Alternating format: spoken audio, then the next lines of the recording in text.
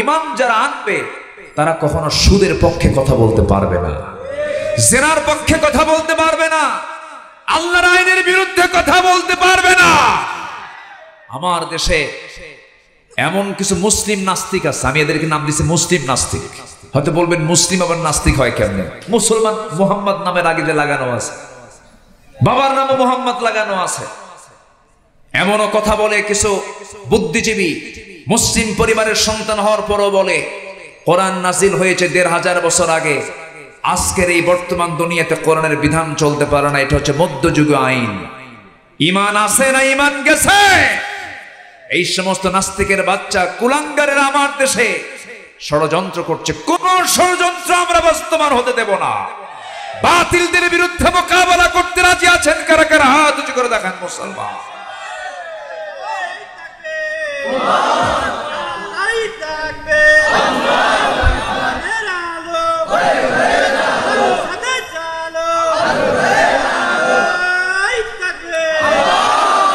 আল্লাহ কবুল করেন, জোরে বলে আমিন, আরো জোরে আমিন। অনেকদিন আগে আমার একটা মাহফিল ছিল, সে মাহফিলে গেলাম। তো সেখানে আরো অতিথি ছিলেন, এক মুরব্বী, উনি একজন ওই প্রোগ্রামের মেহমান। তার সঙ্গে দেখা হলো, সালাম দিলাম। তো সালামের জবাব উনি নিলেন কিনা আমার কাছে মনে হলো না। আস্তে আস্তে করে তেমন কোনো সাড়া শব্দ নাই। তো অনেকক্ষণ পর যখন তিনি কোনো কথা বলছেন, আমি নিজেই বললাম, মুরব্বী একটু পরিচয় হতে চাই, তো আপনার পরিচয়? তো উনি একটা মেজাজের সুরি বলে ফেললেন, মানে কথা বলতে চাচ্ছেন না, আমি অমক পীরজাদা। যখন পীরজাদা বললো আমি শুনলাম, উল্টা আমাকে প্রশ্ন করলেন, আপনার পরিচয়টা কি বলুন? তো আমি বললাম আমি হলাম নবীজাদা। তো উনি আমার কথা শুনে একটু মাইন্ড করলেন যে আপনি এরকম করে বললেন, আপনি নবীজাদা, এটা কেমন করে? তো বললাম আপনি যদি পীরের সন্তান, যদি পীরজাদা হন, আপনার বাবা পীর, আপনি তার ছেলে, আপনি হলেন পীরজাদা। তো আমি তো নবীজাদা, আমার বাবা আদম, উনি নবী ছিলেন, আমি তার সন্তান, তো নবীর ছেলে নবীজাদা। আমার বাবা আদম ছিলেন, তিনি নবী ছিলেন, আমি তার সন্তান, আমি নবীজাদা। লাভ কি? কোনো লাভ নাই। নবীর সন্তান হয়েও লাভ নাই, নবীর বাবা হয়েও লাভ নাই, কুরাইশ বংশের জন্ম নিয়েও লাভ নাই। বান্দার মধ্যে সবচেয়ে বড় পুঁজি হলো ঈমানটা তার মধ্যে থাকতে হবে। গোটা দুনিয়ার সমস্ত আপনার অর্জিত সম্পদগুলো সব আপনি দান করে দিলেন, ঈমান নাই, ওই দানের কোনো সওয়াব আপনি পাবেন না। এমন একটা জামানা আসবে, রাসূল বলেছেন ইউসবিহু মুমিনান ওয়া ইউমসি কাফিরান। এমন একটা সময় আসবে যে সময় বান্দা সকালবেলা ঈমানদার থাকবে, বিকেলবেলা কাফের হয়ে যাবে। এই জন্য এই ফিতনার যুগে আমরা অবস্থান করছি, কোনো ক্রমেই ঈমানকে নষ্ট করা যাবে না, ঈমানকে ধ্বংসের দিকে ঠেলে দেওয়া যাবে না। ঈমান ধ্বংস হওয়ার জন্য, ঈমান নষ্ট করার জন্য শয়তান আছে না নাই? বলেন, আসতে বলবেন না আছে না নাই? আচ্ছা, আসসালামু আলাইকুম ওয়া রাহমাতুল্লাহি ওয়া বারাকাতুহু। সবাই কেমন আছেন? আমাকেও প্রশ্ন করলেন, উল্টা প্রশ্ন করলেন, এ তো মোহাব্বতের লক্ষ্য। আল্লাহ তাআলা আমাকে আপনার মতোই আপনার কাতারেই রেখেছেন। বলছি আলহামদুলিল্লাহ। ভালো থাকা, নিরাপদে থাকা, এটা বিশাল নিয়ামত, এটা বিশাল প্রাপ্তি। একটা হাদিস শুরুতেই বলে ফেলি, যখন কথা প্রসঙ্গ আসলোই, যার জীবনে প্রতিদিন, যার জন্য প্রতিটি সকাল যে নিরাপদে করলো, যে সারাটা দিন সুস্থ থাকতে পারলো, এবং যার কাছে একটা বেলার খাবারের জোগাড় থাকলো, আমার রাসূল বলেছেন সেজন্য গোটা পৃথিবীর সমস্ত নিয়ামত যেন সে তার হাতের মুঠোয় নিয়ে থাকলো। তাহলে নিরাপদে সকাল, সুস্থতায় দিন পার। আর কয়দিনের রুটি রুজি? বলেন কয়দিন? এক বেলা। ধরেন একটা দিন, গোটা পৃথিবীর সমস্ত নিয়ামত যেন তার হাতের মুঠোয় চলে আসছে। তবে নিরাপদ সকাল, নিরাপদ এবং সারাদিনের সুস্থতা, এগুলো সব কি একসাথে সবার কি মেলে না। এতগুলো মুঠ ভরে ওষুধ খেয়েও সুস্থ থাকা যায় না। আল্লাহ তাআলা আমাদের সবাইকে নিরাপদ, সুস্থতা এবং বরকতময় রিজিক দান করুন। জোরে বলি আমিন। সম্মানিত হাজিরিন, আসুন আমরা সোজা আলোচনার দিকে যাচ্ছি। হাফেজ ছাত্র এবার বের হয় নাই? হাফেজ ছাত্র এবার বের হয়নি মনে হয় না? জি, 42 জন হাফেজ 42 জন হিফজখানায় পড়ছে। এখন আমি সব শুনেছি, 42 জন তারা হিফজ বিভাগে তারা পড়াশোনা করছে। এই কোরআন তারা মুখস্থ করার চেষ্টায় লিপ্ত আছে।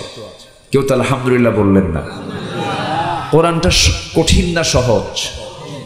একটু ভালো করে বলবেন, কঠিন না সহজ? বলেন, একটু জোরে বলেন। বলেন সহজ, কঠিন না। কোরআন সহজ, কিন্তু কোরআন 30 পারা মুখস্থ করা কি এমনি এমনি হবে? চেষ্টা করার দরকার আছে না নাই? আচ্ছা, কিন্তু আল্লাহ রাব্বুল আলামিন বলেন, والذين جاهدوا فينا لنهدينهم سبلنا। যে বান্দা আমার পথে আসতে চায়, যে বান্দা আমার পথে চেষ্টা করে, আমি তার জন্য একটা রাস্তা নয়, অসংখ্য রাস্তা আমি তার জন্য একটা একটা করে খুলে দেই। জোরে বলে সুবহানাল্লাহ।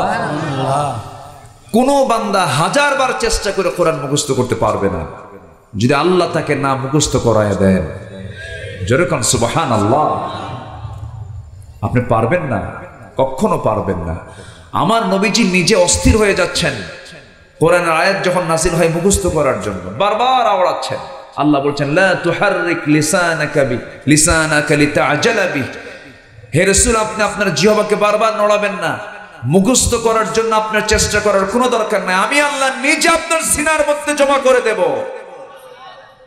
তাহলে কোরআন কি চেষ্টা করি মুখস্থ করা যায় না? কে মুখস্থ, কে জমা করে দেন? আসতে বলবেন না, কে জমা করে দেন?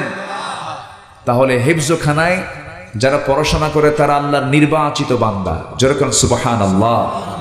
যারা হাফেজ হয় তারা আল্লাহর খাস বান্দা। আল্লাহু আকবার বলে। তাহলে আজকে মাহফিল হচ্ছে সেই সমস্ত বান্দাদের উদ্দেশ্যে মাহফিল যারা পৃথিবীর ভিতরে সবচাইতে আল্লাহ তাআলার খাস বান্দা। বলি আলহামদুলিল্লাহ। হাফেজ কিন্তু ছোটখাটো কোনো বিষয় নয়। হাফেজের দাম সবচাইতে কম না, সবচাইতে বেশি। আমার আল্লাহ নিজেও হাফেজ। আল্লাহ নিজেই বলছেন, ইন্না নাহনু নাযালনা যিকরা ওয়া ইন্না লাহু লাহাফিযুন। কোরআন আমি নাযিল করেছি, কোরআন হেফাজতের দায়িত্ব আমি কাউকে দেই নাই, আমি আল্লাহ নিজেই কোরআনের হাফেজ। যেরকম সুবহানাল্লাহ।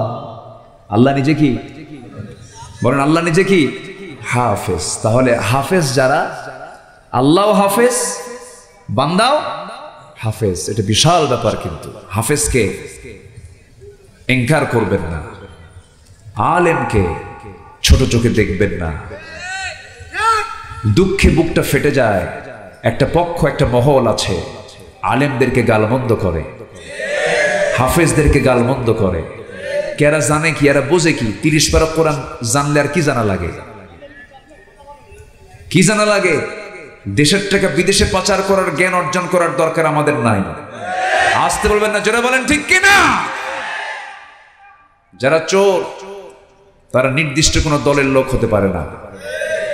যারা চুরি করে, যারা সন্ত্রাসী করে, যারা ডাকাতি করে, যারা মাদক সাপ্লাই দেয়, যারা ইয়াবা সাপ্লাই দেয়, তারা নির্দিষ্ট কোনো দলের নয়। এরা দেশের শত্রু, সমাজের শত্রু, মানুষের শত্রু। আসুন সবাই সবার জায়গা থেকে অন্যায়ের বিরুদ্ধে আমরা প্রতিবাদী হই। আপনার ছেলে আজকে ইয়াবা আসক্ত হচ্ছে, আপনার ছেলে আজকে মাদকাসক্ত হচ্ছে, আপনার ছেলে আজকে গেমসে আসক্ত হয়ে পড়ছে, গেমসে খেলতে খেলতে এখানে জুয়ারও হয়ে যাচ্ছে। আমাদের সতর্ক হওয়ার দরকার আছে না নাই? আসতে বলবেন না, আছে না নাই? এই জন্য বান্দার সিনার মধ্যে আগে, সন্তানের সিনার মধ্যে আগে তুলে দিতে হবে কোন কিতাব বলেন তো? বলেন কোন কিতাব? এর চাইতে বড় ওষুধ পৃথিবীতে আর নাই। জোরে কোন সুবহানাল্লাহ। আল্লাহ রাব্বুল আলামিন বলেন, وَنُنَزِّلُ مِنَ الْقُرْآنِ مَا هُوَ شِفَاءٌ وَرَحْمَةٌ। হে রাসূল, আমি আপনার জন্য যে কোরআনটা নাজিল করেছি, এই কোরআনটা বান্দার জন্য রহমত করেছি আর সমস্ত রোগের ঔষধ করে দিয়েছে। জোরে কোন সুবহানাল্লাহ। সব রোগের ঔষধ। আমি নিজে তার একটা জ্বলন্ত সাক্ষী। আবার আমারে পীর বুজুর্গ মনে করেন না, আমি ভাঙ্গাচুরা মানুষ। বরিশালে মাহফিল ছিল আমার গত বছর, বরিশাল গৌর নদী। তো আমি সকালবেলা মাহফিল শেষ করে রাতে ওখানে অবস্থান করে সকালবেলা বের হব। একটা ইয়াং 21 থেকে 22 বছরের টকবগে যুবক, সুন্দর একদম মানে রক্তিম চেহারা, সুন্দর চেহারার একটা ছেলে। হঠাৎ 1 মাস যাবৎ তার পা চলে না, সে পা নিয়ে উঠতে পারে না, প্রচন্ড অসুস্থ। হঠাৎ অসুস্থ হয়ে পড়ছে, কোনো ট্রিটমেন্টও কাজ হচ্ছে না, ডাক্তারও হিমশিম খেয়ে যাচ্ছে। তোরা একটা ভরসা করে আমার কাছে নিয়ে আসছে। আমি গেছি, মাহফিল ছিল। বললো, হুজুর আপনি একটু ঝাড়ফুঁক দিয়ে দেন, একটু ফোঁ দিয়ে দেন, আল্লাহর কালাম তো, একটু খাস করে দোয়া করেন, একটু নিয়ে আসছি। তো বললাম যে অর্থোপেডিক্স ডাক্তারকে দেখানো উচিত, হয়তো কোনো একটা কোথাও কোনো প্রবলেম হতে পারে, ভালো কোনো ডাক্তারকে দেখান। হুজুর দেখাচ্ছি, তো আপনি একটু দোয়া করে দেন। তো আমি সূরাতুল ফাতিহা পড়লাম, মুখস্থ করেন সবাই। প্রথমে কি বললাম? সূরাতুল ফাতিহা, সূরাতুল ইখলাস পড়লাম, ফালাক পড়লাম, নাস পড়লাম, আয়াতুল কুরসি পড়লাম, ওয়ালিল্লাহিল আসমাইল হুসনা, আল্লাহ তাআলার সবগুলো নাম একটা একটা করে বললাম। বলে একটু নিজে ফোঁ দিয়ে, নিজের গায়ে ফোঁ দিয়ে, ওই অসুস্থ রোগীর গায়েও দম দিলাম, ফোঁ দিলাম। আল্লাহর মেহেরবানি 5 থেকে 6 মিনিট পর সে সুস্থ হয়ে হাঁটতেছে। কেউ তো আলহামদুলিল্লাহ কইলেন না? জোরে কোন সুবহানাল্লাহ। আমি নিজে আশ্চর্য হয়ে গেছি। তো ভাবলাম যে এ তো সুস্থ হলো, তো এখন তো এরা আমারে পাড়ায় মারবে, এই জায়গায় তো আমার থাকার কোনো কায়দা নাই, আমারে তারা জোর করে পীর সাহেব বানায় দেবে। আমি তাড়াহুড়ো করে সেখান থেকে বের হয়ে চলে আসলাম। আমি যা বলেছি, যা পড়েছি তা কিন্তু আপনাদের শোনায় দিলাম। তাহলে সবার কাছে ঔষধ আছে না নাই? আসতে বলবেন না, আছে না নাই? মাসুম ভাইয়ের ঘাড়ে প্রবলেম ছিল, অপারেশন করেছেন, ঠিক হয়ে গেছে। আমি কথা বলতে বলতে বলে ফেললাম, ভাই যদি কারো জীবনে যদি 5 ওয়াক্ত নামাজ, সে যদি আমার রাসূলের মতো করে যদি 5 ওয়াক্ত নামাজ যদি সুন্দর করে আদায় করে, তার কোমর, তার হাঁটু, প্রত্যেকটা এলবো, ঘাড়, নামাজের মধ্যে প্রত্যেকটা অঙ্গের কম বেশি ব্যায়াম আছে না নাই? আসতে বলবেন না, আছে না নাই? আছে। যদি কোনো বান্দার ভিতরে যদি 5 ওয়াক্ত নামাজ যদি সঠিক মতো আদায় হয়ে থাকে, সে অন্তত হাড়ের তার ব্যথার, এই যে জয়েনে জয়েনে যে ব্যথাগুলো হয়, অন্তত সেই ব্যথা থেকে সে মুক্ত থাকবে। আল্লাহু আকবার। বান্দা যখন সেজদায় যায়, মাথার ভিতরে সূক্ষ্ম সূক্ষ্ম নার্ভগুলো সক্রিয় হয়ে যায়, ব্রেন স্ট্রোকের সম্ভাবনা খুব কম থাকে। তাহলে নামাজ দিয়েছেন আমাকে, আপনাকে আল্লাহ তাআলা অসুস্থ হওয়ার জন্য না সুস্থ হওয়ার জন্য? সুস্থ হওয়ার জন্য। তাহলে কোরআন আমাকে অসুস্থ করবে না সুস্থ করবে? সুস্থ করবে। সম্মানিত ভাইয়েরা, আমরা যে সময় এখানে একত্রিত হয়েছি, গোটা পৃথিবীর 2 শতাধিক রাষ্ট্র আজকে, গোটা পৃথিবীর কোন রাষ্ট্রেই, যে রাষ্ট্রের দিকেই তাকান, কেউ কি আরামে আছে বলেন তো? পৃথিবীর কোথাও কি কোনো শান্তির পরিবেশ আছে? কে বলেছে সুখের দেশ আমেরিকা? না, সেখানেও মানুষ খুন হয়, সেখানে বুড়ো মানুষের কোনো দাম নাই।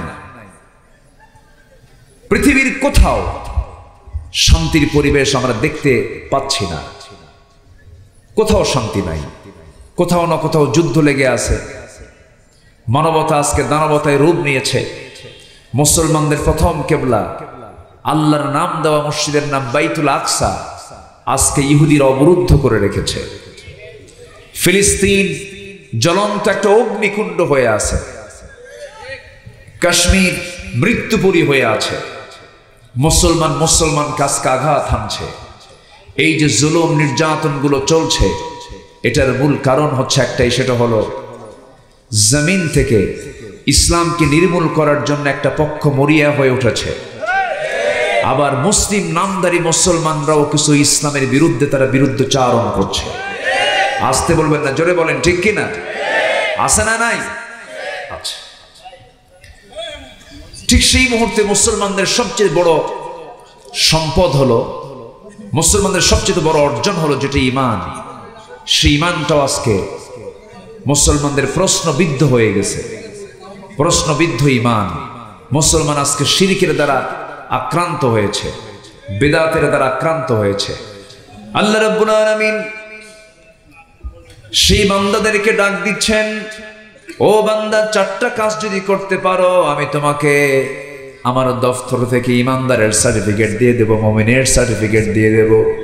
আল্লাহ রাব্বুল আলামিন সুন্দর করে বলেন, ওয়াল্লাযীনা আমানু ওয়া হাজারু ওয়া জাহাদু ফি সাবিলিল্লাহ ওয়াল্লাযীনা আওয়াও ওয়া নাসারু উলাইকা হুমুল মুমিনুনা হাক্কান লাহুম মাগফিরাতুন ওয়া রিজকুন কারীম। জোরে বলুন আল্লাহু আকবার। আল্লাহ রাব্বুল আলামিন বলেন, যাদের মধ্যে আমি 4টা গুণ দেখতে পাবো, আমি আল্লাহ তাআলা নিজের দফতর থেকে তাকে মুমিনের সার্টিফিকেট দিয়ে, ঈমানের সার্টিফিকেট দিয়ে দেব। নাম্বার 1 হলো যারা ভালো করে ঈমানটা আনবে। আল্লাহ রাব্বুল আলামিন আরেক জায়গায় সুন্দর করে বলছেন, ইয়া আইয়ুহাল্লাযীনা আমানু আমিনু, ঈমানদাররা তোমরা ভালো করে ঈমান আনো। আরেক জায়গায় আল্লাহ রাব্বুল আলামিন বলছেন, ইয়া আইয়ুহাল্লাযীনা আমানু তাকুল্লাহা হাক্কা তুকাতিহি ওয়া লা তামুতুন্না ইল্লা ওয়া আনতুম মুসলিমুন। জোরে বলুন আল্লাহু আকবার। ঈমানদারেরা তোমরা আল্লাহকে যথাযথ ভয় করো এবং তোমরা মৃত্যুবরণ করো না মুসলমান না হয়ে। আমার বন্ধুগণ, ঈমানদারকে ডাক দিয়ে বলছেন মুসলমান না হয়ে মরো না। আমার বন্ধুগণ, একজন হিন্দুর ছেলে হিন্দু হতে পারে, বৌদ্ধের ছেলে বৌদ্ধ হতে পারে, খ্রিস্টানের ছেলে খ্রিস্টান হতে পারে, ব্রাহ্মণের ছেলে ব্রাহ্মণ হতে পারে, কিন্তু মুসলমানের সন্তান মুসলমান হতে পারে না যদি তার মধ্যে ঈমান না থাকে। তার বড় প্রমাণ হলো আল্লাহর পয়গম্বর নূহ আলাইহিস সালাতু ওয়াস সালাম, একজন পয়গম্বর হওয়ার পরেও তার সন্তান ছিল কেনান। মুসলমান না কাফের? আসতে বলুন না, মুসলমান না কাফের? কাফের ছিল। আল্লাহর পয়গম্বর ইব্রাহিম আলাইহিস সালাতু ওয়াস সালাম এত বড় দামি নবী ছিলেন, খলিল ছিল তার উপাধি। এত বড় পয়গম্বর হওয়ার পরেও তার বাবা ছিল একজন কাফের। কাফেরের ঘরে নবীর জন্ম হলো, নবীর ঘরে কাফের সন্তানের জন্ম হলো। বংশগত পরিচয় দিয়ে বান্দা কখনো জান্নাত পাবে না। বান্দা জান্নাত পেতে হলে তার ঈমান টানতে হবে, ঈমানদারের পরিচয় তার ভিতরে থাকতে হবে। আল্লাহ রাব্বুল আলামিন সুন্দর করে বলছেন, ইন্না খালাকনাকুম মিন যাকারিন ওয়া উনসা ওয়া জাআলনাকুম শুউবান ওয়া ক্বাবাইলা লিতাআরাফু ইন্না আকরামাকুম ইনদাল্লাহি আতকাকুম। আমি তোমাদেরকে এক নর এবং এক নারী থেকে সৃষ্টি করেছি, বিভিন্ন ভাষা দিয়েছি, বর্ণ দিয়েছি, বিভিন্ন গোত্রে গোত্রে ভাগ করে দিয়েছি যেন তোমরা একে অপরকে চিনতে পারো। তবে তোমাদের মধ্যে সেই সমস্ত বান্দাগুলো আমার কাছে সবচাইতে বেশি দামি, যে সমস্ত বান্দাগুলো আমি আল্লাহ আমাকে সবচাইতে বেশি ভয় করে। জোরে কোন সুবহানাল্লাহ। বংশ দিয়ে কি করবেন?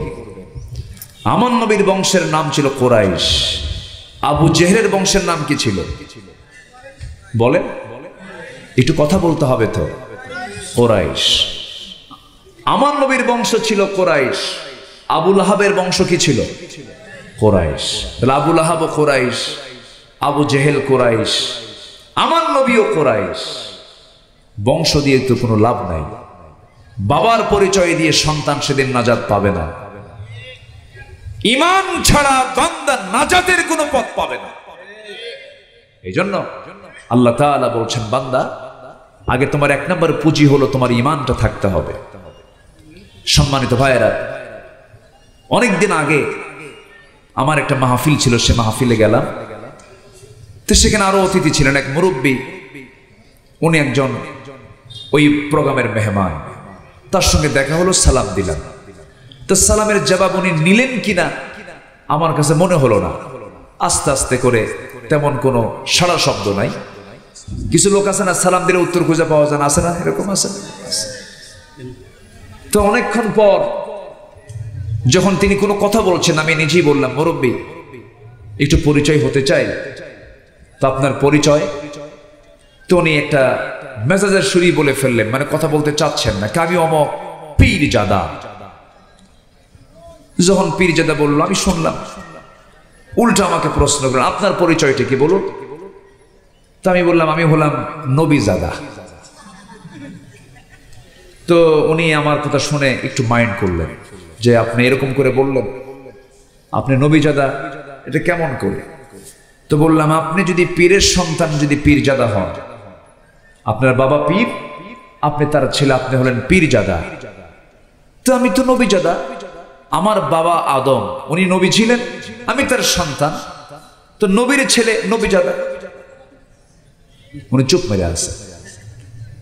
আমি কি ভুল কিছু কইছি? আজ থেকে ভুল কিছু কইছি আমি? আমার বাবা আদম ছিলেন, তিনি নবী ছিলেন, আমি তার সন্তান, আমি নবীজাদা। লাভ কি?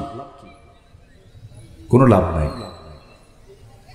নবীর সন্তান হয়েও লাভ নাই, নবীর বাবা হয়েও লাভ নাই, কুরাইশ বংশের জন্ম নিয়েও লাভ নাই। বান্দার মধ্যে সবচেয়ে বড় পুঁজি হলো ঈমানটা তার মধ্যে থাকতে হবে। গোটা দুনিয়ার সমস্ত আপনার অর্জিত সম্পদগুলো সব আপনি দান করে দিলেন, ঈমান নাই, ওই দানের কোনো সওয়াব আপনি পাবেন না। বিল গেটস গোটা দুনিয়ার শীর্ষ ধনীদের একজন, সে তার সমস্ত সম্পত্তির বিশাল একটা অংশ সে রেড ক্রসকে দান করেছে, বান্দার কল্যাণে দান করেছে। এত বড় তার দান, এত বড় তার স্যাক্রিফাইস হওয়ার পরও তার কোনো প্রাপ্তি আল্লাহর কাছে নাই, কারণ তার মধ্যে কি নাই? ঈমানটা নাই। এই জন্য বড় পুঁজি হলো ঈমানটা ভালো করে আনতে হবে আমাকে আপনাকে। এমন একটা জামানা আসবে, রাসূল বলেছেন, ইউসবিহু মুমিনান ওয়া ইউমসি কাফিরান। এমন একটা সময় আসবে যে সময় বান্দা সকালবেলা ঈমানদার থাকবে, বিকেলবেলা কাফের হয়ে যাবে। এই জন্য এই ফিতনার যুগে আমরা অবস্থান করছি, কোনো ক্রমেই ঈমানকে নষ্ট করা যাবে না, ঈমানকে ধ্বংসের দিকে ঠেলে দেওয়া যাবে না। ঈমান ধ্বংস হওয়ার জন্য, ঈমান নষ্ট করার জন্য শয়তান আছে না নাই? বলেন, আসতে বলবেন না, আছে না নাই? আচ্ছা, তাহলে চারটা পুঁজি, চারটা কাজ যদি কোনো বান্দার মধ্যে থাকে, আল্লাহ তাআলা বলছেন যে আমি তাকে আমার দফতর থেকে মুমিনের সার্টিফিকেট দেবো। জোরে বলেন সুবহানাল্লাহ। এটা কার কথা? আল্লাহর কথা। আমার বন্ধুগণ, যারা ঈমান আনবে, এক নাম্বার, ঈমান তো আমরা সবাই এনেছি। কেউ তো বলি না আমরা আল্লাহকে মানি না, রাসূলকে মানি না, সবাই তো বলি আমরা। কারণ আমরা সবার মুখ থেকে, আমরা সবাই মুখ থেকে এই শব্দ উচ্চারণ করি, এই কালিমা উচ্চারণ করি। সবাই বলেন, আশহাদু আল্লা ইলাহা ইল্লাল্লাহু ওয়াহদাহু লা শারীকা লাহু ওয়া আশহাদু আন্না মুহাম্মাদান আবদুহু ওয়া রাসূলুহু। এই কালিমার আমি স্বীকৃতি দিলাম, কিন্তু আল্লাহ বলছেন, বান্দার এই কালিমার স্বীকৃতি তুমি দিতে গেলে, কিন্তু তুমি কি জানো, এই কালিমার স্বীকৃতি দেওয়া মানে আমি তোমাকে অবশ্যই পরীক্ষার মধ্যে ফেলে দেব। পরীক্ষা করবেন কে? আল্লাহ তাআলা। আল্লাহ বলছেন, আহাসিবান নাস আইয়ুতরাকু আইয়াকুলু আমান্না ওয়া হুম লা ইফতানুন। জোরে বলুন আল্লাহু আকবার। মানুষের কি ধারণা, ঈমান এনেছি, এতটুকুন শব্দ বললাম, আর আমি তাকে ছেড়ে দেব না, না, অবশ্যই তাকে পরীক্ষার মধ্যে ফেলবো, আমি অবশ্যই তাকে পরীক্ষা করব। আদম থেকে নিয়ে শুরু করে রাসূল পর্যন্ত যত পয়গম্বর এসেছেন, প্রত্যেকটা পয়গম্বরকে পরীক্ষা করেছেন তিনি আমার কে? আল্লাহ পরীক্ষা করেছেন। নূহ আলাইহিস সালামকে পরীক্ষা করা হয়েছে। তিনি কি একটা পারিবারিক ফিতনার মধ্যে পড়ে গিয়েছিলেন, বউটাও ঈমান হারা, সন্তানটা ঈমান হারা, কালিমার দাওয়াত দেন কিন্তু বাড়িটাই তার ঠিক নাই, বউটা ঈমান আনে নাই, এমনকি সন্তানটা ঈমান আনে নাই। আল্লাহ তাআলা বলছেন, নূহ চিন্তা করো কেন? ইন্নাহু লাইসা মিন আহলিক, নিঃসন্দেহে তোমার সন্তান কেনান হতে পারে কিন্তু সে তোমার পরিবারের কেউ না। দেখেন, ঈমান আছে, সম্পর্ক আছে, ঈমান নাই, সম্পর্ক নাই। এই কথাটা কার? আসতে বলবেন না কার? অথচ আমার দেশে একই পরিবারে একই বাবার 4 ছেলে 4 সন্তান, 4 জন 4 দল করে, 4 জন 4 দল করে। যে দল ক্ষমতায় থাকে সেই দলের, যে দল ক্ষমতায় থাকে সেই ভাইয়ের কাছে বাকি 3 ভাই এসে বলে, ভাই 5 বছর তুই আমাদের দেখবি, আমরা যখন ক্ষমতায় আসব আমরা আবার তোরে দেখব। খুব সুন্দর না এটা? নাকি এটা কি ইমানদারের লক্ষণ না মুনাফিকের লক্ষণ? ইমানদারের লক্ষণ না মুনাফিকের লক্ষণ? মুনাফিক কারা হয়? মুনাফিক কি কোনো কাফের হয়? মুনাফিক কি কোনো মুশরিক হয়?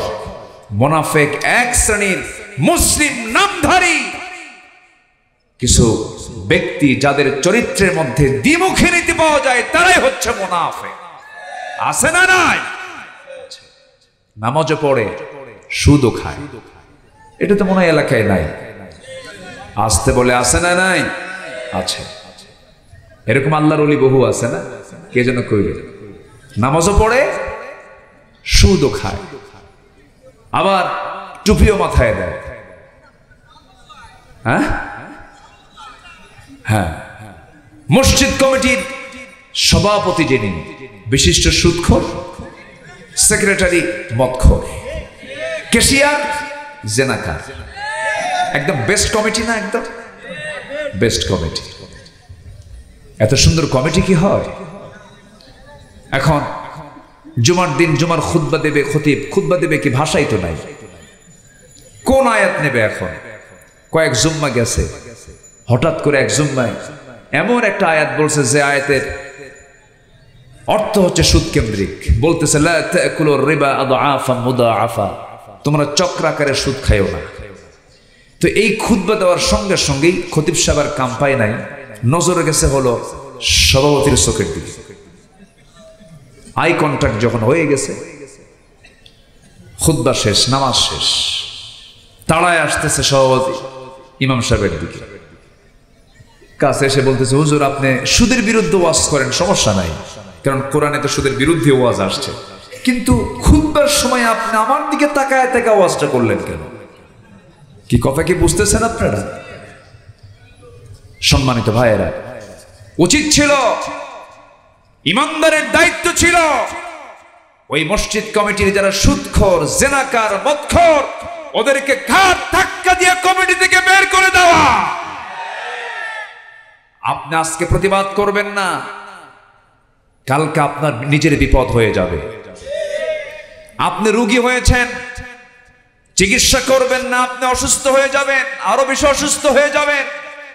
সমাজের কিছু রোগ আছে, এই রোগগুলোর বিরুদ্ধে যদি আপনি সচেতন না হন, আপনি যদি সামনে না দাঁড়ান, আপনিও সেই রোগের রোগী হয়ে যাবেন, আপনিও আক্রান্ত হবেন, আপনার ঈমান আক্রান্ত হবে, আপনি ঈমানের ক্যান্সার আক্রান্ত হয়ে আপনাকে জাহান্নামে যেতে হবে। এজন্য ঈমানদার কাকে বলে? যে নিজে অন্যায় করবে না, কাউকে অন্যায় করতে দেবে না, নিজে অন্যায় করবে না, অন্যায় করতে দেবে না।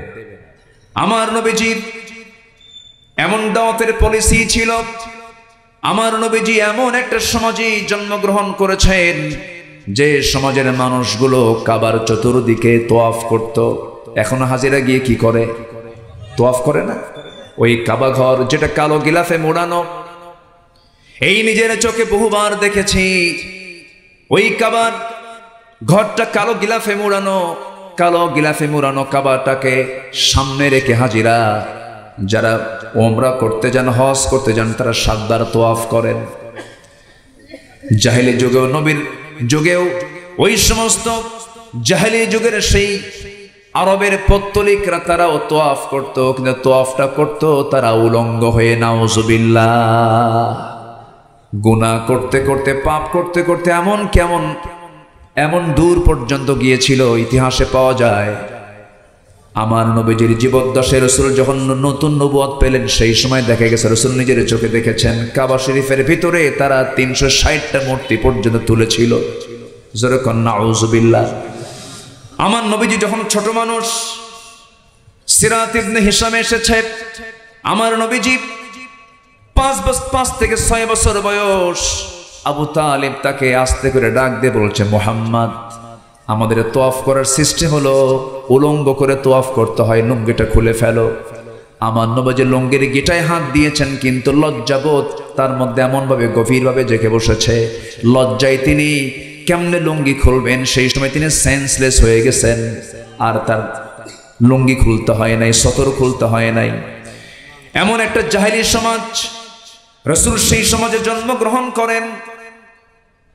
মেয়ে সন্তানদের কোনো মূল্য ছিল না, নারী সমাজের কোনো দাম ছিল না। নারী সন্তান, মেয়ে সন্তান জন্ম নিয়েছে এমন রেকর্ড আছে। সেই সময়, সেই যুগের মেয়েরা যখন সন্তান সম্ভবা হয়ে যেত, ডেলিভারির যখন সময় হয়ে যেত, পেটে সন্তান এসেছে, 9 মাস পূর্ণ হয়ে গেছে, 10 মাস পূর্ণ হয়ে গেছে, ডেলিভারির সময় তারা করত কি, গর্তের কিনারায় গিয়ে বসে থাকতো, অপেক্ষার প্রহর গুনত সন্তানটা কখন ভূমিষ্ঠ হবে। সন্তান যখন ভূমিষ্ঠ হতো তখন দেখে নিত এটা ছেলে না মেয়ে। মেয়ে সন্তান হলে সঙ্গে সঙ্গে গর্তের মধ্যে পাথর চাপা দিয়ে, মাটি চাপা দিয়ে দুনিয়া থেকে বিদায় করে দিত। সুদ ছিল তাদের প্রধান মাধ্যম, জেনা ছিল তাদের সবচেয়ে বড় অপকর্মের জায়গা। সুদ, মদ, জেনা, খুন কাবাতলা, খুন ছিল যাদের নিত্য নৈমিত্তিক ব্যাপার। একটা ভাঙ্গা হাড়ি, ভাঙ্গা পাতিলকে, মাটির পাতিলকে কেন্দ্র করে যুগের পরে যুগ তারা যুদ্ধ বাজায় রাখত। সেই শততা বিভক্ত জাতিকে 1 সুতার কাঠিতে রাসূল আবদ্ধ করেছেন, অন্য কিছু দিয়ে নয়, একমাত্র কি দিয়া বলেন? আসতে বলবেন না, কি দিয়া? আজকেও কি এটা সম্ভব নয়? আজকেও সম্ভব, আজকের এই দুনিয়াতেও সম্ভব। একটু কান লাগাবেন।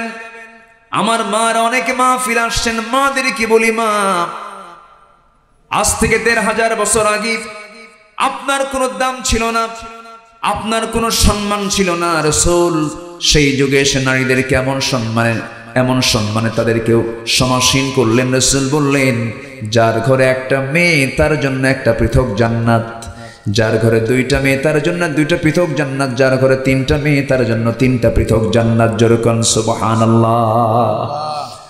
রাসূল নারীকে দাম দিলেন, জান্নাতের ঠিকানা দিয়ে দিলেন। মার পায়ের নিচে জান্নাত। অথচ রাসূল যে যুগে জন্ম নিয়েছিলেন সেই যুগে নারীর কোনো দাম ছিল না। আবার রাসূলের জীবদ্দশায় রাসূল যখন নবুয়ত পেলেন, একজন নবীর সামনে সে কালিমা পড়ে মুসলমান হয়ে নবীর হাতে বায়াত নিয়ে কালিমাওয়ালা হয়ে গেলেন। কয়েকদিন পর নবীর সামনে শুধু ডুকরে ডুকরে কাঁদে। রাসূল বলেন, ও সাহাবী, ইসলাম কবুল করেছো, মন খারাপ নাকি তোমার? কেন নাউজুর, এত কান্নাকাটি করো কেন? সুস্থ চেহারা, সুন্দর চেহারার অধিকারী এই সাহাবী যখন কান্নায় ভেঙে পড়ছে, রাসূল বলেন, তুমি আমার কাছাকাছি আসো, কি হয়েছে তোমার বলো। হুজুর, আমি ইসলাম কবুল করেছি, আমি বড় ভাগ্যবান, কিন্তু আমার একটা জীবনের অপকর্মের জন্য আমি চরম অনুতপ্ত, আমার চরম কষ্ট হচ্ছে। আমার মন বলছে, আল্লাহ বুঝে আমার সব গুনাহ হয়তো মাফ করতে পারেন, কিন্তু আমার এই গুনাহটা মাফ হবে না। রাসূল বলেন, সাহাবী, আমি কি তোমার সামনে থেকে এই কথাগুলো কি শুনতে পারি নাকি? আমাকে একটু খুলে খুলে বলো তো। রাসূল শুধু ওয়াজ করতেন না, তিনি ওয়াজ মাঝে মাঝে শুনতেন, সাহাবীদের সঙ্গে তিনি মত বিনিময় করতেন। যখন তিনি বলে ফেললেন, সাহাবী কি হয়েছিল বলো, অনেক লম্বা কথা শর্ট করে বলি। ওই সাহাবী বললেন, ইয়া রাসূলুল্লাহ, কি জাহেলি যুগের কারণে আমার স্ত্রীর গর্ভে যখন সন্তান চলে এলো, সন্তান সম্ভব যখন হয়ে গেল, বললাম সোজা কথা শোনো, যাও মায়ের বাড়ি যাত্রা, সন্তান ছেলে হলে জীবিত নিয়ে আসবে, সন্তান মৃত হলে আমাকে না বলেই তাকে জীবন্ত পুঁতে হত্যা করবে। বউটাকে পাঠায় দিলাম, মার বাড়ি চলে গেল। সন্তান ডেলিভারি হয়ে গেছে, সন্তানটা মেয়ে হয়েছে, আমাকে বলাই হলো না। কিন্তু আমার অজান্তে সন্তানটাকে না মেরে ফেলে দিয়ে আমার চোখের আড়ালে সন্তানটাকে ধীরে ধীরে বড় করতে লাগলো। 4-5 বছর বয়স যখন হয়ে গেছে, একদিন সন্তানটা আমার চোখের সামনে ধরা পড়ে গেছে। চট করে ধরে ফেললাম, চট করে ধরে আমার স্ত্রীর সামনে দাঁড় করায় বললাম, দেখো তো, এ আমার মতো চোখ, আমার মতো হাত, আমার মতো পা। মন বলছে মনে হয় এই সন্তানটা আমাদের কেউ হবে। বলো তো সত্যি করে সন্তানটার পরিচয় কি? আমার স্ত্রী থরথর করে কাঁপতেছে, হুজুর। ওর বডি ল্যাঙ্গুয়েজ প্রমাণ হলো এটা আমার সন্তান। খেপে গেলাম, রেগে গেলাম, কিন্তু বুঝতে দিলাম না। অভিনয় শুরু করে দিলাম। বউটাকে বললাম, তোমার মেয়েটাকে সুন্দর করে সাজিয়ে দাও, গুছিয়ে দাও, নানির বাড়ি নিয়ে যাব। এই কথা বলা মাত্র হুজুর আমার মেয়েটা এত খুশি হলো, আমার কপালে চুমা খায়, আমার কোলে এসে বসে।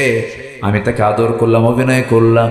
সন্তানটাকে তার মা সাজিয়ে দিল, বুক ভরা আশা নিয়ে মেয়েটা আমার সঙ্গে রওনা দিল।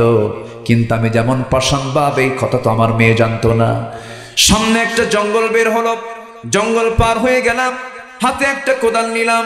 ঠিক দ্বিপ্রহর দুপুরবেলা গর্ত খনন শুরু করে দিলাম। আমার মেয়েটা বারবার বলে, নানা, নানার বাড়ি যাব। আব্বা, তুমি এখানে গর্ত খনন কেন করছো? কি হয়েছে বাবা, কি করবে? আমি কোনো কথা বললাম না। ঠিক দুপুরবেলা ঘর্মাক্ত দেহ, গামছা দিয়া আমার ঘামগুলো বারবার মুছে দিচ্ছে। দাড়ির মধ্যে মাটিগুলো ঢুকে পড়তেছে, বারবার খিলাল করে করে আমার দাড়িগুলো মুছে সাফ করে দিচ্ছে। কিন্তু আমার দিলটা একটুর জন্য নরম হলো না। গর্ত খনন যখন শেষ হলো, শিরকিয়াতের কারণে মেয়েটাকে বললাম, দেখো তোমার গর্ত খনন কেমন হয়েছে। মেয়েটা আমার সরল মনে গর্তের কাছে গেল, উকি মেরে দেখতে লাগলো। সরল মনে যখন দেখতে নিয়েছে, আমি পিছন দিকে চলে আসলাম। জোরে একটা ধাক্কা মারলাম পিছন থেকে, এক ধাক্কায় সে গর্তের মধ্যে পড়ে গেল উপর হয়ে। চিত হয়ে দুইটা হাত এক জায়গায় করে বলছে, বাবা, বুঝতে পেরেছে তুমি আমাকে কেন এই জায়গায় নিয়ে এসেছো। মার কথাটাই বাস্তব হয়েছে। ও বাবা, আজকে তুমি আমাকে মেরে ফেলার জন্য এই জায়গায় নিয়ে আসছো। বাবা, প্রয়োজনে ভিক্ষা করে খাবো, প্রয়োজনে চেয়ে খাবো, তোমার সামনে আমার চেহারা কখনো দেখাবো না। আমি তোমার কাছে আজকে প্রাণে ভিক্ষা চাই। আমি তোমার সামনে আজকে প্রাণ ভিক্ষা কামনা করছি। আমাকে মাফ করে দাও, আমাকে জীবনে বাঁচায় দাও হুজুর। বিন্দু পরিমাণ দিলের মধ্যে থেকে মোহাব্বত জাগলো না। বড় ওজনের পাথর নিয়ে আসলাম, বুকে মেরে দিলাম।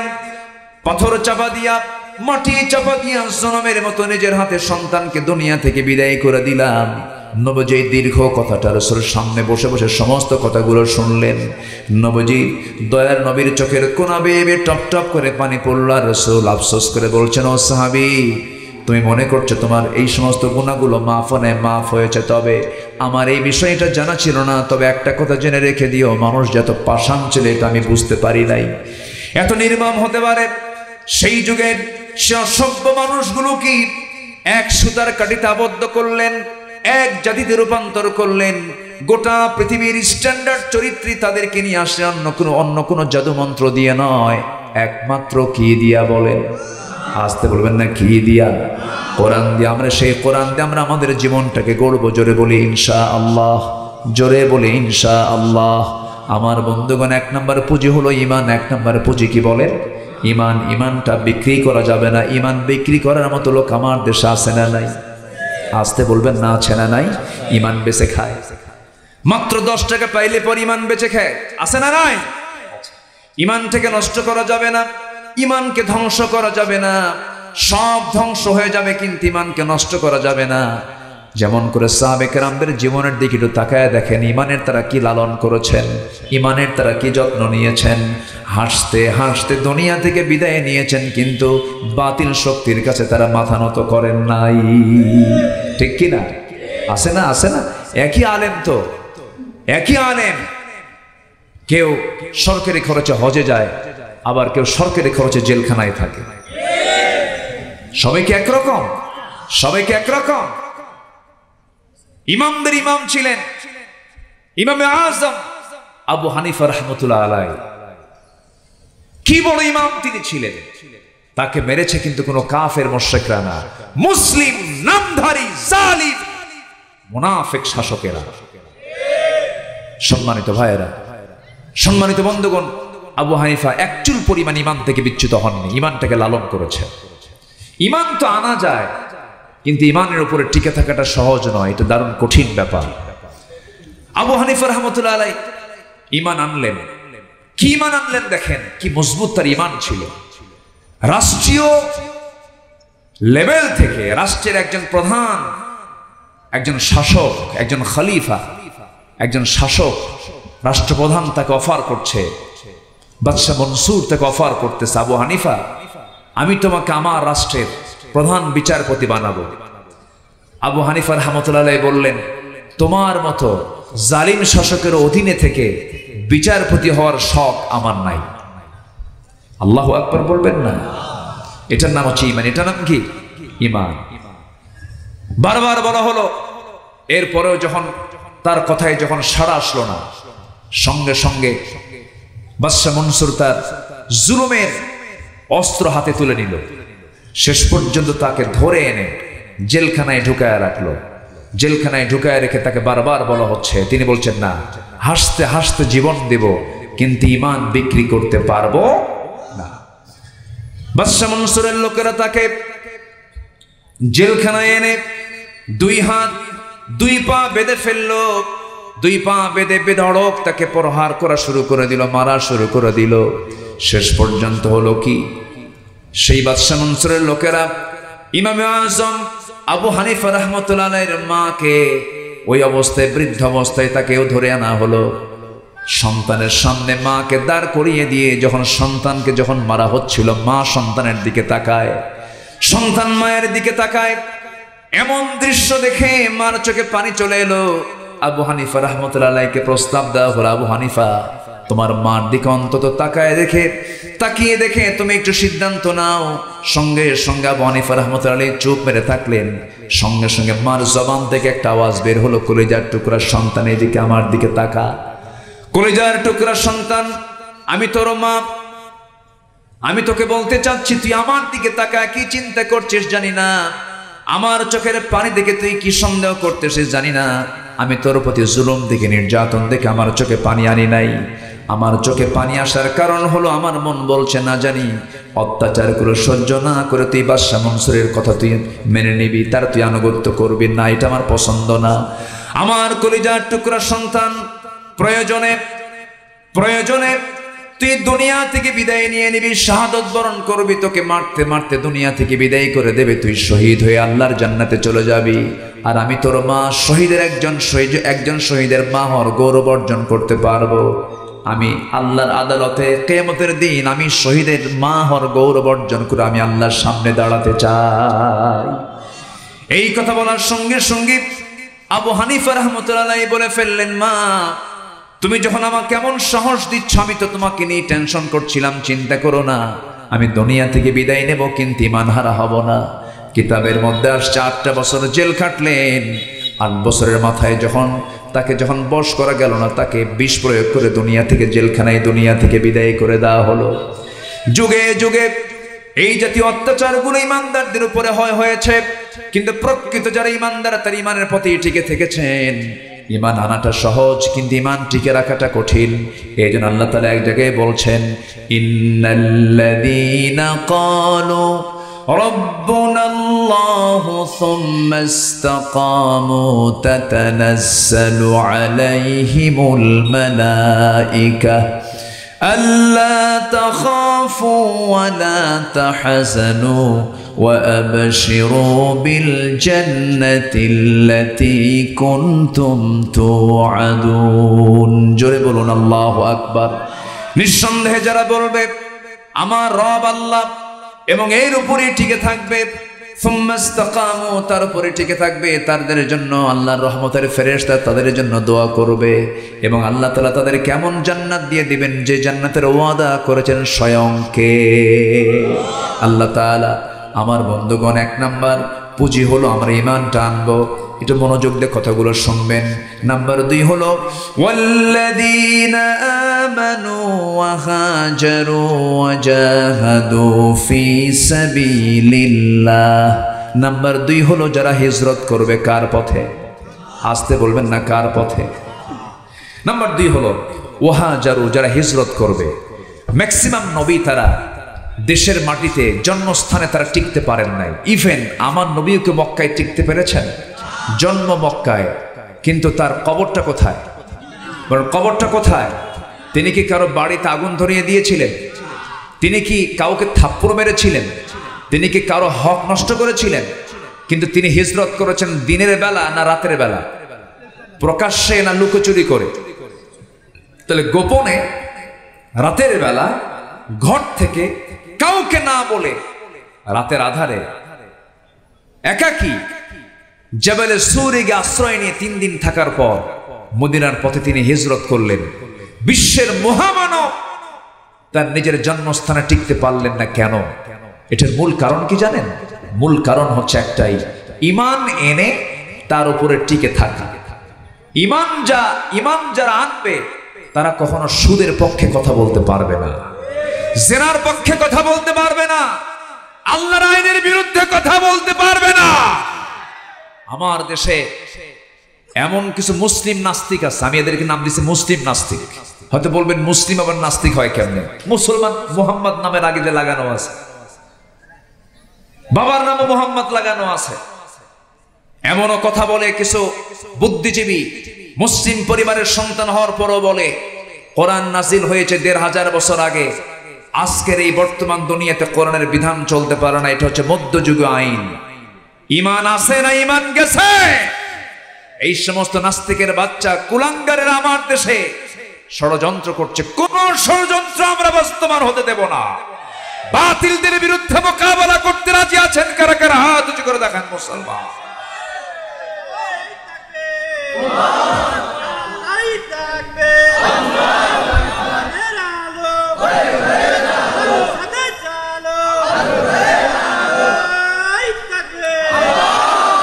আল্লাহ কবুল করেন, জোরে বলে আমিন, আরো জোরে আমিন। তবে ষড়যন্ত্র, ঈমানের বিরুদ্ধে ষড়যন্ত্র কখনো টিকসই ছিল না, টিকসই হবে না, টিকতে পারবে না, ঠিক কিনা? কোন জালিম জুলুমকে দীর্ঘস্থায়ী করতে পারে না। ফেরাউন কি টিকতে পেরেছিল? আসতে বলেন, ফেরাউন কি টিকতে পেরেছিল? নমরুদ ইব্রাহিম আলাইহিস সালাতু ওয়াস সালামকে আগুনে নিক্ষেপ করেছিল, কিন্তু শেষ পর্যন্ত নমরুদ কি টিকতে পেরেছে? কার কামড় খায় বিদায় নিছে? কি মশা? সচল না অচল? এত বড় দাপুটে নেতাকে আল্লাহ তাআলা অচল মশা দিয়ে বিদায় করেছেন। আজকের দুনিয়াতেও যারা বিশ্বের দেশে দেশে জনপদে যারা ইসলামকে নির্মূল করার জন্য, ইসলামের পক্ষের শক্তিকে নিশ্চিহ্ন করার জন্য যারা ষড়যন্ত্র করছেন, তারাও টিকতে পারবে না। নমরুদের মতো তাদেরও পতন হবে। ইসরায়েল ফিলিস্তিনের ফুটন্ত গোলাপগুলোকে বম্বিং করে শেষ করছে, বুকটা ফেটে যায়। আজকে 57টি মুসলিম রাষ্ট্র যদি এক প্ল্যাটফর্মে এসে যদি একটা হুঙ্কার ছাড়ত, কিন্তু আজকে মুসলমানকে এক নিজের ঘরে গৃহযুদ্ধ। পৃথিবীতে সবচেয়ে বড় যুদ্ধ কোনটা বলেন? কি যুদ্ধ? বিশ্বযুদ্ধ এত বড় না। আমরা নিজেরা নিজেদেরকে ধ্বংসের দিকে ঠেলে দিচ্ছি। এর মূল কারণ হলো আমাদের ঈমানের দুর্বলতা। আমার রাসূল দিনকে বিজয়ী করার জন্য মক্কায় টিকতে পারলেন না, হিজরত করে চলে গেলেন কোথায়? মদিনায়। তাহলে ঈমান আনলে হিজরতের লাইনও আমার আপনার জীবনে আসতে পারে কি পারে না? পারে। বাড়িঘর ছেড়েছেন আমার নবীজি, মদিনা, মক্কা থেকে মদিনায় তিনি চলে গেলেন, টিকতে পারলেন না। মুসা আলাইহিস সালাতু ওয়াস সালাম হকের পক্ষে কথা বলেছেন, ফেরাউনও তার বিরুদ্ধে হত্যার হুলিয়া জারি করেছে, দেশ ছেড়েছেন, পালাতে বাধ্য হয়েছেন। হত্যার হুলিয়া যখন জারি করা হলো, মুসা আলাইহিস সালাতু ওয়াস সালাম হকের পক্ষে কথা বলেছেন, কিন্তু তারই গোত্রের একটা লোক বেয়াদবি করতেছিল তার সামনে বারবার। খুব রাগী লোক ছিলেন তো মুসা আলাইহিস সালাতু ওয়াস সালাম, প্রচন্ড রাগী ছিলেন। পৃথিবীতে যত পয়গম্বর আল্লাহ তাআলা পাঠিয়েছেন, সমস্ত পয়গম্বরদের মধ্যে সবচেয়ে রাগী নবী কে ছিলেন? কেন রাগটা ছিল জানেন? এর রাগ হওয়ার কারণ হলো ফেরাউনকে মোকাবেলা করার জন্য এইরকম রাগী লোক ছাড়া সম্ভব না। আসতে কোন কেন? আসতে কোন কেন? রাগের দরকার আছে না নাই? যদি মোহাব্বত করতে হয় আল্লাহর জন্য মোহাব্বত করব, যদি রাখতে হয়, ক্ষেপতে হয়, প্রতিবাদ করতে হয়, আল্লাহর জন্য রাখবো, প্রতিবাদ করব। মুসা আলাইহিস সালাতু ওয়াস সালাম খেপে গেলেন, প্রতিবাদ করতে গিয়ে মারলেন একটা থাপ্পড়। শাসন করার জন্য মারলেন থাপ্পড়, কিন্তু শাসন করতে নিয়ে থাপ্পড় মারাও সারা, মরে যাওয়া সারা। যখন মরে গেছে তখন আল্লাহ রেখে, আল্লাহ দোষ তো আমার না, দোষ তোমার। কেন? থাপ্পড় মারছে আমি শাসন করার জন্য, তুমি মেরে ফেলে দেওয়ার কি দরকার ছিল? উল্টা দোষ কারে দিচ্ছে? আল্লাহকে দিচ্ছে। উনি একটু মজার নবী ছিলেন। মুসার নাম ছাড়া ওয়াজ জমে না। আল্লাহ তাআলা কোরআনও মুসার নাম বারবার ঢুকায়া দিয়ে কোরআনটাও ভরপুর করে দিয়েছেন তার নাম দিয়ে। যেরকম আল্লাহু আকবার। যারা কোরআন পড়েন প্রত্যেকটা প্রায় জায়গায় মুসার নামটা আছে না নাই বলেন তো? আছে। খাবারের জন্য যেমন লবণ দরকার হয়, ওয়াজের জন্য মুসার আলোচনা না আসলে ওয়াজ জমে না। আল্লাহু আকবার। প্রচন্ড দামি নবী ছিলেন। আমরা 5 ওয়াক্ত নামাজই পড়তে চাই না, নামাজ কিন্তু 50 ওয়াক্ত আসছিল। এই 50 ওয়াক্তকে আপিল করে কমাইছে কোন নবী? তিনি কি আমাদের নবী? আমাদের নবীকে মুহাম্মদ সাল্লাল্লাহু আলাইহি ওয়াসাল্লাম, কিন্তু কমায় দিল কোন নবী? তো আমাদের জন্য ক্ষতি হয়েছে না লাভ হয়েছে? 5 ওয়াক্তই পড়তে চাই না। আসর নামাজ পড়লে বলে, আসর নামাজ পড়ার পরে যখন মাগরিব আসে কিছু বুড়া চাচা গল্প করে মসজিদে বসে বসে, আল্লাহর কাম নাই কাজ না, আবার মাগরিব দিচ্ছে। বুঝলেন? মানে ঘন ঘন নামাজ, অথচ 50 ওয়াক্ত নামাজ ছিল। আমার রাসূল চলে আসতেছেন মেরাজ থেকে, মাঝখানে কোন পয়গম্বর একটা কথাও বললেন না, সব পয়গম্বরের সঙ্গে দেখা হয়েছে। মুসা আলাইহিস সালাম বলেন, আল্লাহ আপনাকে কি দিলেন বলেন তো? নামাজ দিয়েছেন। কত? 50 সালাতান, 50 ওয়াক্ত নামাজ। ও তো হবে না, এ কমাতে হবে। কেন? অভিজ্ঞতা আপনার ঠিক আছে, আছে, আপনি নবী বড়, কিন্তু আমি তো আপনার আগের নবী, আমি তো বুঝি পাবলিক কি জিনিস, আমার তো জানা আছে। নামাজ কমান। আমি আল্লাহর কাছে যাবো কেমন? আপনি আল্লাহর কাছে চলে যান, আল্লাহ যদি কিছু বলে আপনি আমার নামটা নিয়ে নেবেন, একটা ব্যবস্থা হবে। গেছেন কেন? আমি তো চলেই গেছিলাম, মুসা আমাকে পাঠায় দিয়েছে। আল্লাহ আচ্ছা লোকের নাম নিয়েছেন। নামাজ না কমান পর্যন্ত কোনো উপায় নাই। আল্লাহ তাআলা সুন্দর করে মুসার আপিলটাকে গ্রহণ করে 50কে 5 বানায় দিলেন। যেরকম সুবহানাল্লাহ। 50 লাগবে না, 40 লাগবে না, 30 লাগবে না, 20 লাগবে না, 10 লাগবে না, মাত্র 5 ওয়াক্ত নামাজ। আপনার উম্মত যদি সময় মতো সুন্দর করে পড়তে পারে, আমি আল্লাহ বলে দিলাম 50 ওয়াক্তের যে সমান সওয়াব, সেই সমান সওয়াব আমি তার আমলনামায় দিয়ে দেব। সবাইকে 5 ওয়াক্ত নামাজ পড়তে রাজি আছেন নাকি? 5 ওয়াক্ত নামাজ পড়বেন কারা কারা? একটু হাত তুলে দেখান তো। জোরে বলেন ইয়া আল্লাহ। আরো জোরে ইয়া আল্লাহ। আমাদেরকে 5 ওয়াক্ত সালাত আদায় করার তৌফিক তুমি আল্লাহ দিয়া দাও। জোরে বলি আমিন। আরো জোরে আমিন। আরো জোরে আমিন। হাত নামান। কষ্ট দিয়ে ফেললাম মনে হয়। নামাজ পড়লে আমার আপনার জন্য জান্নাতের সম্ভাবনা আছে না নাই? কিন্তু কিছু কিছু দরবার আছে আমার দেশে, সেই দরবারের মুরিদ হলে নামাজই লাগে না। এরকম ভণ্ড দরবারও আছে না নাই? আচ্ছা, ওই সমস্ত দরবারে আমাদের যাওয়া যাবে না। নামাজ আছে যেখানে আমার অবস্থান, সেখানে আল্লাহ কবুল করুন। জোরে বলি আমিন। সম্মানিত বন্ধুগণ, তাহলে ঈমান আমার 1 নম্বর পুঁজি। আর ঈমান যখন আমি আনতে যাব, হিজরত, দেশ ত্যাগ, জেল, জুলুম, নির্যাতন, নিপীড়ন, হুমকি ধামকি আছে না নাই? এটাকেও মাথায় নিতে হবে। নাম্বার 3 হলো আল্লাহ তাআলা বলছেন ওয়াজাহাদু ফি সাবিলিল্লাহ, যারা জিহাদ করবে। কার পথে? আসতে বলবেন না, কার পথে? আল্লাহর পথে। আল্লাহর পথে যারা জিহাদ করবে। জিহাদ হচ্ছে ঈমানকে চেনার, ঈমানদারকে চেনার হচ্ছে এটা হচ্ছে মাধ্যম। নামাজ মুনাফিকরাও পড়ে, রোজা মুনাফিকরাও রাখে, দান সদকা মুনাফিকরাও দেখানোর জন্য করে, কিন্তু দিন কায়েমের জন্য জিহাদি তামান্না একমাত্র ঈমানদারদের মধ্যে এটা বিরাজ করতে পারে। সম্মানিত ভাইয়েরা, আমার রাসূল যখন নামাজ পড়াচ্ছেন তখন মুনাফিকও নামাজ পড়েছে, ঈমানদারও নামাজ পড়েছে, কিন্তু রাসূল যখন ডাক দিয়েছেন চলো বউ ছেড়ে, পরিবার ছেড়ে, সন্তান ছেড়ে দিন কায়েমের জন্য যেতে হবে, সেই সময় সবাই যেতে পারেনি।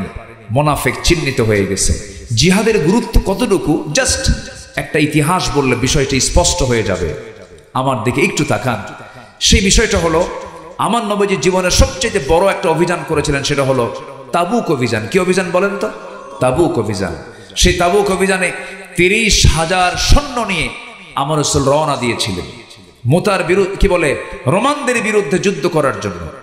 কিন্তু সেই যুদ্ধে 30,000 সৈন্যের সেনাপতি মুহাম্মদ সাল্লাল্লাহু আলাইহি ওয়াসাল্লাম গেলেন তিনি, কিন্তু যুদ্ধ হলো না। বিনা যুদ্ধে তিনি আবার চলে আসলেন মদিনার মসজিদে এসে বসলেন। 30,000 সৈন্যকে নিয়ে রাসূল যখন মদিনায় আসলেন, হঠাৎ করে এক সাহাবী এসে রাসূলের সামনে 2 হাঁটু গেড়ে দিয়ে বলছেন, ইয়া রাসূলুল্লাহ, আমাকে মাফ করে দিবেন। কেন, তুমি কি করেছো? হুজুর, বড় একটা আমি অপরাধ করে ফেলেছি। কি? আমি যুদ্ধে যাই না, আমি জিহাদে যাই না। আমার নবীজি বললেন, ও সাহাবী কাব বিন মালিক, তুমি যুদ্ধে কেন যাও নাই বলো? তিনি বলছেন, ইয়া রাসূলুল্লাহ, কোনো কারণ ছিল না, গড়িমসি করেছি, আমি ইচ্ছা করে যাই নাই। আর কে কে যাও নাই? হুজুর, হেলাল বিন উমাইয়া যায় নাই। আর কে যাও নাই? মুরারা বিন রাবিয়া যায় নাই। আর কে যাও নাই বলো? হুজুর, আমার জানা নাই।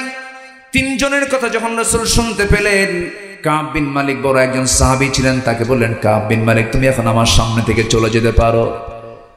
তাকে পাঠিয়ে দেওয়া হলো। মসজিদ থেকে যেতে বললেন। বের হয়ে যাওয়ার সঙ্গে সঙ্গে আমার নবীজি রক্তিম চেহারা নিয়ে দাঁড়ায় গেলেন। দাঁড়িয়ে গিয়ে সাহাবায়ে কেরামকে ডাক দিলেন, নতুন করে সাহাবীদেরকে ডাক দিয়ে বলেন, সাহাবীরা শোনো, এই যে কাব বিন মালিক আমার কাছ থেকে চলে গেল, হেলাল বিন উমাইয়া, মুরারা বিন রাবিয়া, এই 3 জন কেন যুদ্ধে গেল না? কেন জিহাদে অংশগ্রহণ করলো না? আমি রাসূল বলে দিচ্ছি, মদিনার সমস্ত মুসলমানদেরকে জানিয়ে দাও, এদের সঙ্গে, এই 3 জনের সঙ্গে সকল প্রকার লেনদেন, কথাবার্তা সবকিছু আজকের থেকে বন্ধ। কথাবার্তা বন্ধ, লেনদেন বন্ধ, সব বয়কট। এই 3 জনের বিরুদ্ধে মদিনার দরজায় নোটিশ জারি হয়ে গেল। বয়কটের সিদ্ধান্ত চূড়ান্ত হয়ে গেল। কাব বিন মালিকের কানে যখন সংবাদ চলে গেছে, কাব বিন মালিক তিনি দরজার কাছে গেলেন। নিজের বাড়ির দরজার কাছে গিয়ে নক করে বলছেন, বউ দরজা খোলো। ভিতর থেকে বউ দরজার কাছে এসে বলছে, আমার স্বামী, দরজা খুলবো, কিন্তু শর্ত হলো আপনার ঘরে আমি আপনাকে ঢুকায় দিয়ে পিছনের দরজাটা বের হয়ে যাব, কারণ যে লোকটাকে রাসূল পর্যন্ত বয়কট করেছেন, আমিও তাকে বয়কট করতে বাধ্য হলাম। কাব বিন মালিক সঙ্গে সঙ্গে ঘরের দরজার সামনে থেকে আবার বাইরে চলে গেছেন। চোখের পানিতে গাল ভিজে যাচ্ছে, সেজদায় পড়ে পড়ে অস্থির হয়ে যাচ্ছেন, তওবা করছেন আল্লাহর কাছে। হেলাল বিন উমাইয়ার বয়স 70 বছরের বুড়া মানুষ, কপালের ভাঁজ হয়ে গেছে, তার চামড়াগুলো কুঁচকে গেছে, দাঁতগুলো পড়ে গেছে, বুড়া মানুষ হেলাল বিন উমাইয়া। এই হেলাল বিন উমাইয়া রাদিয়াল্লাহু তাআলা আনহু, তার কানে যখন নবীজির বয়কটের কথা যখন কানে চলে গেছে, হেলাল বিন উমাইয়া করলেন কি, ঘরের ভিতরে থাকা নিজের হাতে বেঁধে 2টা হাত রশি দিয়ে বেঁধে ফেললেন। রশি নিয়ে চলে আসলেন মদিনার মসজিদের সামনে, খুঁটির সাথে দড়ি বাঁধলেন, 2টা হাত বেঁধে বলছে, হেলাল রে, তোর মতো অভাগা মানুষ আর দুনিয়াতে নাই, নবী তোর বিরুদ্ধে বয়কটের ডাক দিয়েছে।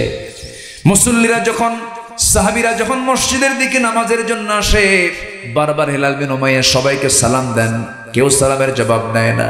বুকটা ফেটে যায়। এরকম করে দীর্ঘদিন চলে গেল, কেউ তাদের সঙ্গে কথা বলে না। হেলাল বিন উমাইয়া সেজদায় পড়ে পড়ে কাঁদেন, কাব বিন মালিক সেজদায় পড়ে পড়ে কাঁদেন। মুরারা বিন রাবিয়া রাদিয়াল্লাহু তাআলা আনহু পাহাড়ি গুহার মধ্যে সেজদায় পড়ে পড়ে কাঁদেন। শেষ পর্যন্ত নবীজি তাদেরকে বয়কট করলেও আল্লাহ তাআলা তাদের তওবাকে কবুল করেন।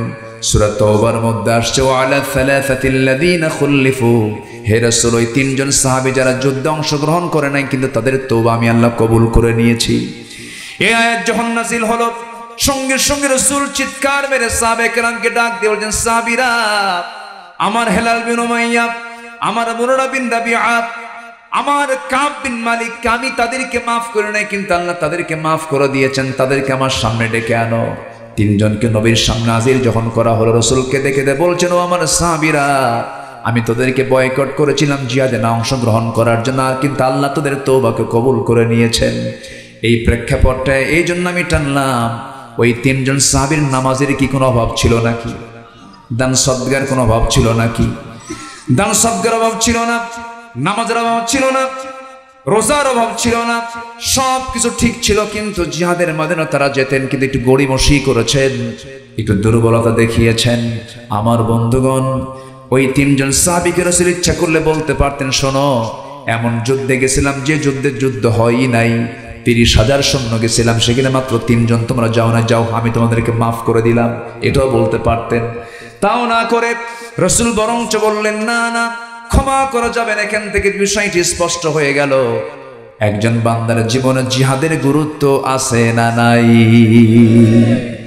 এই 3টা কাজ ঈমান যারা আনবে, হিজরত যারা করবে, নাম্বার 3 হলো জিহাদ যারা করবে, এবং এই জিহাদের সঙ্গে যারা সম্পৃক্ত তাদেরকে যারা আশ্রয় দেবে ও নাসর এবং সাহায্য করবে, এই 4টা কাজ যারা করবে, আল্লাহ রাব্বুল আলামিন বলেন, উলাইকা হুমুল মুমিনুনা হাক্কান লাহুম মাগফিরাতু ওয়া রিজকুন কারীম।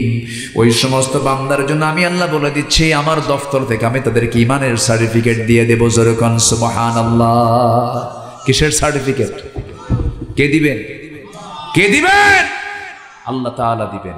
নাম্বার 2 হলো আল্লাহ তাআলা বলছেন, আমি তাদের জন্য ক্ষমার ব্যবস্থা করব। জোরে কোন সুবহানাল্লাহ। সাধারণ ক্ষমা বোঝেন তো, কোনো প্রশ্নই হবে না। ক্ষমা করলে কি আর প্রশ্ন হয়? লাহুম মাগফিরা, তাদেরকে ক্ষমা করে দেওয়া হবে। সম্মানিত ভাইয়েরা, লাহুম মাগফিরা, আল্লাহ তাদের জন্য সাধারণ ক্ষমার ব্যবস্থা করবেন। ও রিজকুন কারীম, এবং সম্মানজনক রিজিক তাদেরকে জান্নাত দিয়ে দিবেন। জোরে কোন সুবহানাল্লাহ, জোরে কোন সুবহানাল্লাহ। সম্মানিত ভাইয়েরা, আসুন এই আয়াতের আলোকে আমরা আমাদের জীবনকে সাজাই, নিজের ব্যক্তি জীবনকে, পরিবার জীবনকে সাজাই। আল্লাহ তাআলা মাদেরকে দ্বীনের জন্য কবুল করুন, মাদেরকে পর্দায় থাকার তৌফিক দান করুন, কোরআন মাফিক জীবন গড়ার তৌফিক দান করুন। নিজে আলেম হতে পারেন নাই, সন্তানকে আলেম বানান, চোখ বন্ধ করে মাদ্রাসায় দেন, সন্তানের হাতে কোরআন তুলে দেন। সন্তান ভালো করার জন্য আপনার দরকার নেই, কোরআন আপনার সন্তানকে পাহারা দেবে। আল্লাহ কবুল করুন।